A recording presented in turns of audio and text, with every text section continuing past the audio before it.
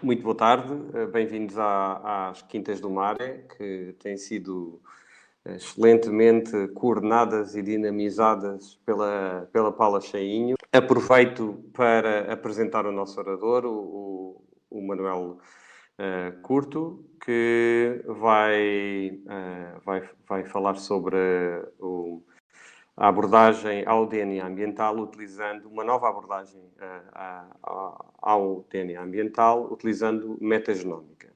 O que atualmente está-se a fazer mais a abordagem, a análise através do metabarcoding, e o Manuel vai-nos fazer aqui uma primeira comparação entre a metagenómica e o metabarcoding. Discutir o poder o poder da metagenómica e as limitações que tem. O Manuel iniciou a sua carreira académica, veio na Universidade do Porto, licenciou-se, tirou mestrado e doutorou-se na Universidade do Porto, no doutoramento no programa doutoral do Biodiv, entre o CIBio, a Universidade Estadual do Colorado e a Universidade do Boku. No doutoramento teve a avaliar o efeito da hibridação na diversidade genética de plantas nas Ilhas das Canárias e há 6 anos que esteve durante 6 anos na Universidade de Boku a trabalhar em Viena, a trabalhar com iniciativas ligadas ao Barcoding of Life, ao Programa Nacional do Barcoding of Life, a avaliar o efeito das introduções e da aquacultura na diversidade de tilápias na parte oriental de África e, sobretudo, os seus interesses agora estão centrados em termos de biologia evolutiva, o efeito da hibridação em termos de diversidade genética e no desenvolvimento de novos métodos para avaliar a diversidade genética. Pronto. Vou passar a palavra ao Manuel. O Manuel vai trabalhar agora connosco no MARE, no âmbito do projeto EnvMetagenomics, um projeto que nós somos parceiros e está assediado no MARE de Lisboa. Por isso, passo agora a palavra ao Manuel. Olá, boa tarde a todos. Antes de mais, queria agradecer a oportunidade para apresentar o meu trabalho e também agradecer a vossa presença. Enquanto ponho aqui a apresentação, como o Filipe disse, eu faço parte de um projeto da FCT que tem como objetivo estudar as aplicações destas novas metodologias de metagenómica. A grande diferença da metagenómica para o metabarcoding tradicional é que nós estamos a sequenciar todo o DNA que existe nos sistemas, o que traz um poder muito superior, como vou mostrar. No entanto, também há várias limitações que têm de ser estudadas, visto que é um método novo e ainda se sabe muito pouco de quais são as suas limitações e vantagens. Para começar, vou explicar um bocadinho o que é o metabarcoding. Então, o metabarcoding consiste na sequenciação de amostras cujo o DNA é originário de vários organismos. Isso pode ser, por exemplo, como aqui está representado, um conjunto de espécies de insetos, mas podem ser vários indivíduos e por aí fora. Esse DNA depois é extraído todo em conjunto. Por norma, o que utilizamos um grupo de primers que vão amplificar o OCI em particular, que depois são sequenciados. Essas sequências são processadas e comparadas com as bases de dados e obtemos uma classificação taxonómica, que poderemos obter a informação quer de composição de espécies que lá estão, mas também poderás ter a informação sobre abundâncias relativas. Este método revolucionou por completo a ecologia moderna, sobretudo pela sua aplicação em DNA ambiental. DNA ambiental consiste em DNA que está acumulado em amostras do ambiente, seja solo, água, ar, calotes polares, e que o seu estudo permite a identificação de espécies sem ser necessário a observação direta e uma amostragem mais clássica.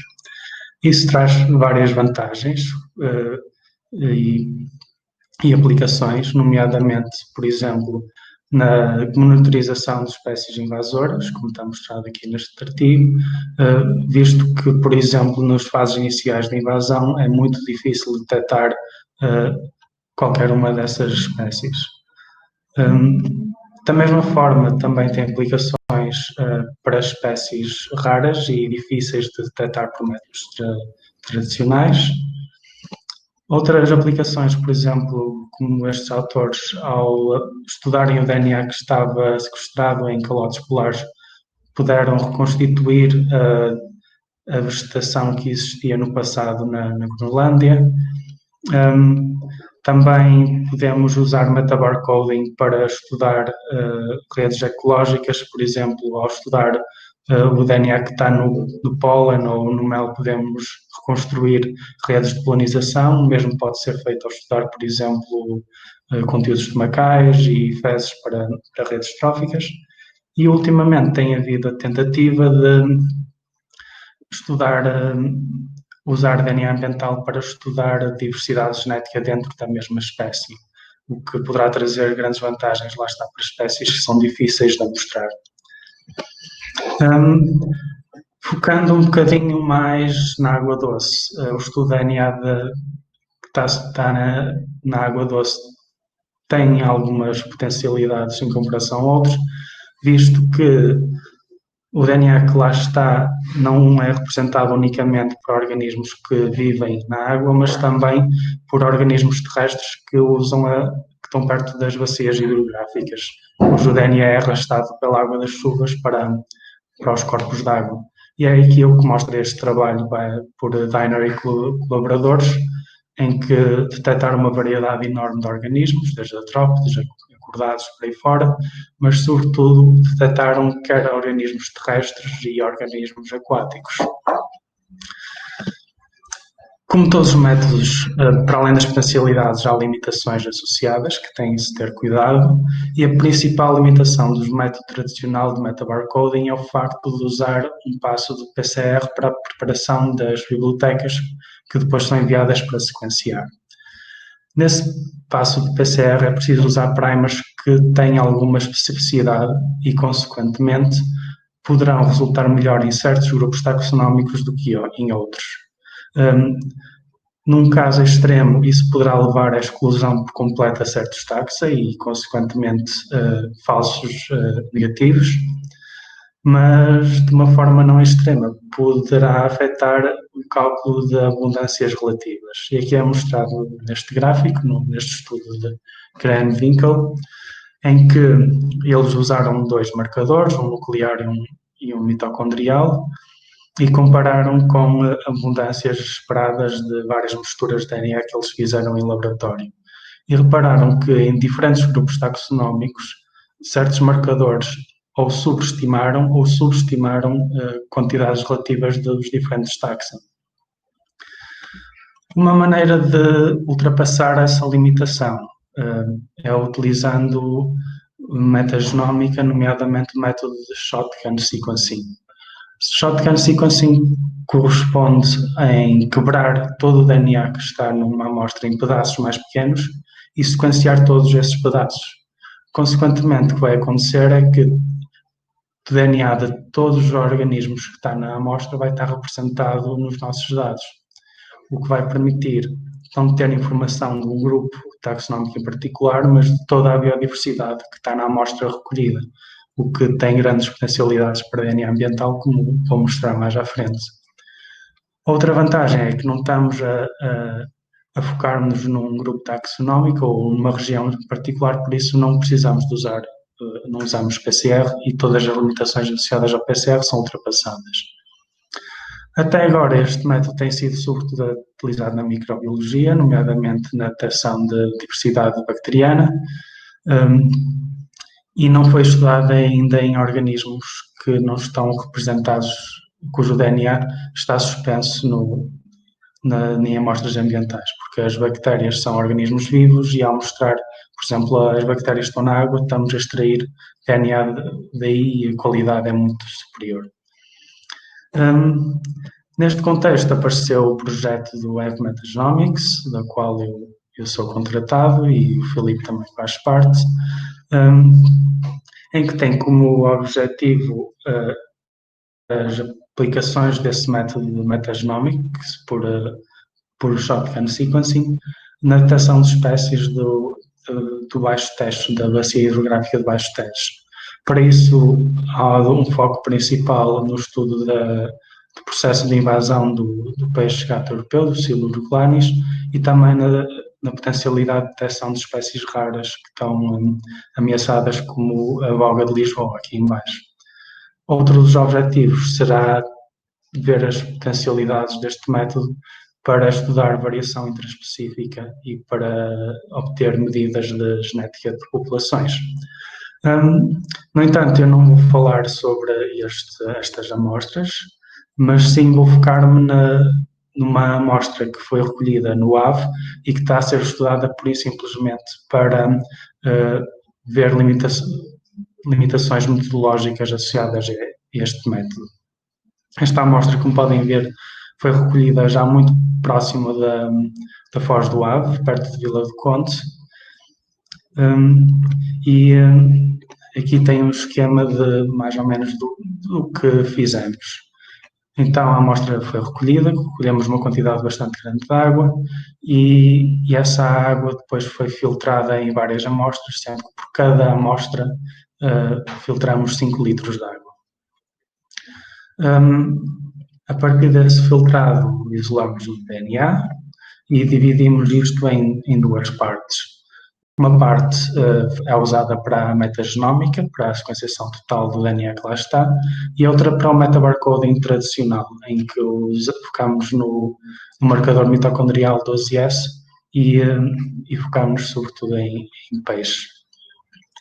Depois, na parte do metabarcoding tradicional, usamos metodologias já estabelecidas para a análise, focamos no programa DADA2 e as sequências obtidas foram comparadas com a base de dados nucleótidos do GenBank, quer sequências produzidas por nós para peixes que nós esperamos que lá existam. A parte de metagenómica também tem os seus passos de controle de qualidade, eu não vou focar muito nisso, mas comparamos as sequências também com a mesma base de dados nucleótidos do GenBank. Aqui vou mostrar os resultados que obtivemos para o metabarcoding tradicional, usando o 12S. Aqui temos a lista das espécies e a verde são as espécies que nós já esperávamos encontrar no AVE e já estavam descritas para lá, e as outras cores são espécies que não são esperadas. Dentro das espécies esperadas, encontramos, dentro das espécies esperadas, as nativas, as mais comuns foi o barbo e a enguia, e também encontramos muitas espécies introduzidas, como o góbio, a gambúzia e a percassol. Relativo às espécies inesperadas, encontramos o Scarus prasiognathus, que é um peixe-papagaio que não existe todo no ave, isto é um peixe tropical marinho.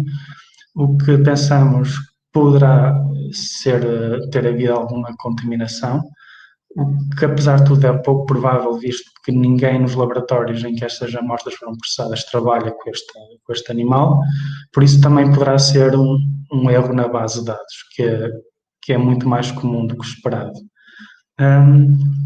Outra espécie inesperada foi a Lampetra fluviatilis, que não está descrita no AVE. No entanto, outras lampetras existem foram encontradas em bacias hidrográficas próximas, como no Douro, por isso poderá não ser exatamente esta espécie de Lampetra fluviatilis, mas poderá ser uma espécie próxima. Quanto à metagenómica, Obtivemos uma variedade enorme de grupos taxonómicos. A maioria foram bactérias, o que é esperado, visto que são dos organismos mais comuns em várias amostras ambientais. Só 4% correspondeu a eucariotas. Dentro das eucariotas, os principais grupos foram o SAR, a Pistoconta, Cryptophyceae, que é um grupo de algas, e depois plantas verdes. Dentro do SAR foram sobretudo representados por Bacillus ireófita, que corresponde às diatomáceas. Dentro das plantas verdes, a maioria foram algas verdes, no entanto, encontramos várias espécies de plantas terrestres também, nomeadamente plantas usadas na agricultura na região. Do Pistoconta, sobretudo representado por animais e fungos, sendo que dentro dos animais a maioria correspondeu a mamíferos. Estes mamíferos são sobretudo sequências de humanos, que poderão ter duas origens. Nós tivemos muito cuidado para não contaminarmos as nossas amostras com o nosso próprio DNA, mas é quase impossível impedir que haja moléculas nossas que vão ter a amostra. Mas a principal origem poderá ser devido ao facto do Ave ser um rio rodeado por várias regiões urbanas. Logo, o DNA humano poderá ser arrastado para o rio através do sistema de esgotos e por aí fora. O segundo grupo mais comum de animais foram os peixes, actinopterídeos, que são as nossas espécies, o nosso grupo-alvo. Dentro dos actinopterídeos, a família mais comum foram os ciprinídeos, que vai de acordo com o metabarcoding, visto que também lá a família mais comum eram os ciprinídeos. E as espécies em comum com o metabarcoding foram encontradas na mesma a percassol, o góbio, a carpa e a enguia. No entanto, as quantidades relativas são totalmente diferentes. Por exemplo, a carpa, no metabarcoding, era o taxa menos comum e aqui aparece sendo o taxa mais frequente. Outras discrepâncias foi o facto de detectarmos bacalhau, que é óbvio que não vive no Rio Ave, e a truta, que apesar de ser nativa à bacia do Ave, vive muito mais a montante. Explicações para estas discrepâncias há várias. A principal tem a ver com a base de dados de referência usada. Quando vimos o tipo de sequências que foram encontradas na base de dados, vimos que a maioria delas, 70%, correspondia a genomas de organismos, genomas completos, sendo que sequências da mitocôndria eram representadas apenas por 1%, são as menos representadas. No entanto, a maioria dos animais está representada nas bases de dados por sequências da mitocôndria.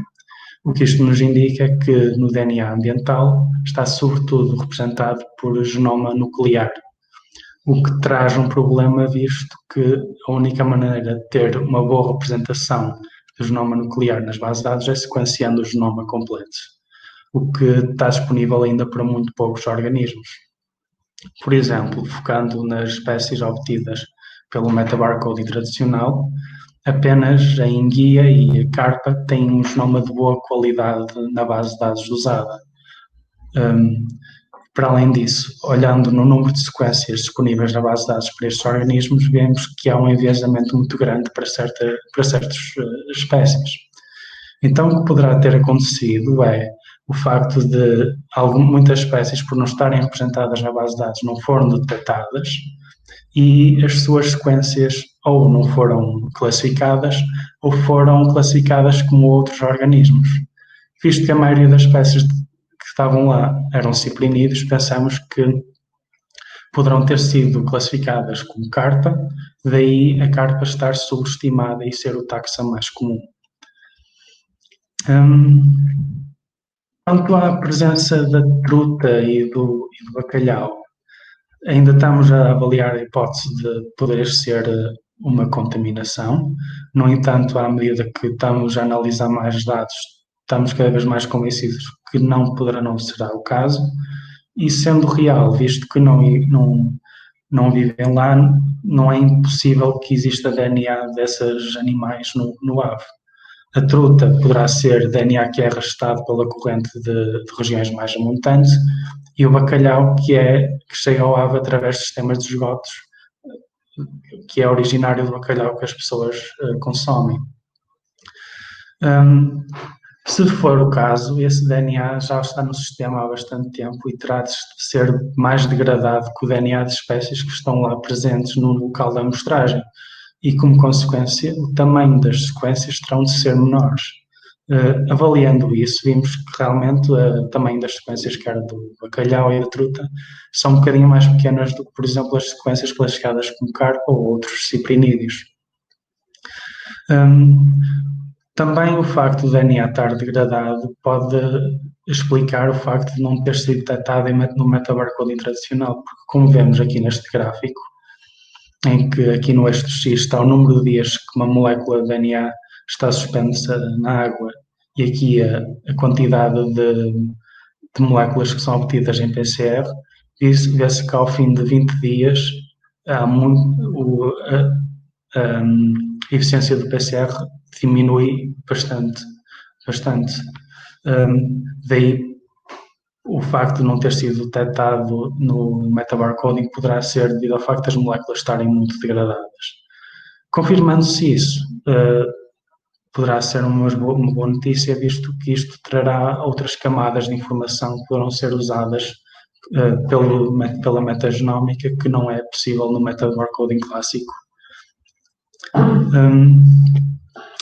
Para finalizar, eu gostava também de falar um pouco sobre o volume de água. Nós filtramos 5 litros de água por amostra e, como podem ver, comparando com outros taxa, por exemplo, com bactérias e diatomáceas, obtivemos uma quantidade muito baixa de sequências de peixe. Isso poderia ser explicado por não termos sequenciado suficiente, produzido suficientes dados de sequenciação. No entanto, ao fazer análise da refação, vimos que estamos a chegar a um patamar e que não estamos, por simplesmente, a obter novas espécies de peixe.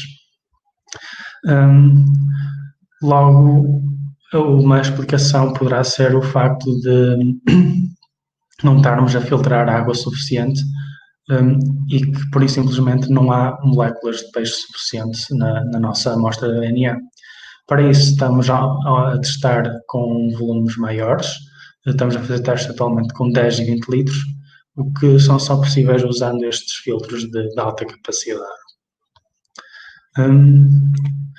Para finalizar, só um resumo das principais conclusões. A primeira é o facto de estes métodos de metagenómica, usando shotgun sequencing, permite obter informação sobre uma variedade enorme de taxa. Teoricamente, sobre todos os organismos que contêm DNA de que estão presentes no ambiente. Isso traz um poder enorme, porque mesmo que atualmente não tenhamos capacidades técnicas para analisar este tipo de dados, ou mesmo produzi-los, tudo o que é produzido agora poderá ser usado no futuro e funcionará como um snapshot de toda a biodiversidade presente naquela amostra para aquele lugar, naquele período de tempo. Também, confirmando-se este caso do bacalhau e da truta, o facto de conseguirmos detectar DNA muito degradado com metagenómica e que não é possível com metabarcoding clássico, trará um poder, para além de um poder extra de detectar estas espécies, trará uma nova camada de informação em que o tamanho da sequência poderá ser usado como uma indicação se esse DNA já está há bastante tempo no sistema ou não. Quanto a limitações, a principal é o facto das bases de dados não estarem completas, e para comatar essa limitação seria necessário sequenciar o genoma de pelo menos todas as espécies que esperamos que lá estejam, o que poderá ser possível nos próximos anos. Os preços de sequenciação têm descido uma forma enorme nas últimas décadas. O esforço por produzir um genoma atualmente é muito menor do que o que era lá, há 5 anos atrás, e penso que na próxima década, pelo menos na maioria dos vertebrados, será possível ter uma melhor representatividade nas bases de dados. Por fim, vale a pena investigar a quantidade de água, porque estamos a ver que se verificarmos que é necessário filtrar uma quantidade de água maior, isso poderá afetar mesmo testes com metabarcoding clássico, visto que a quantidade de águas pequenas poderão estar a excluir espécies raras. Com isto, para terminar, só também queria apresentar o resto da equipa de investigação do Metagenomics, que varia desde o Gante, da ideia, a Ana Veríssimo está no CB, o Filipe daqui do Mare, a Júlia que esteve a trabalhar neste projeto antes de mim, a Judite do Museu, o David que está em Belém também, a Cecil que está em Oslo, na Noruega, e claro, este é um projeto financiado pela FCT. Com isso, agradeço a vossa atenção e fico disponível para todas as perguntas.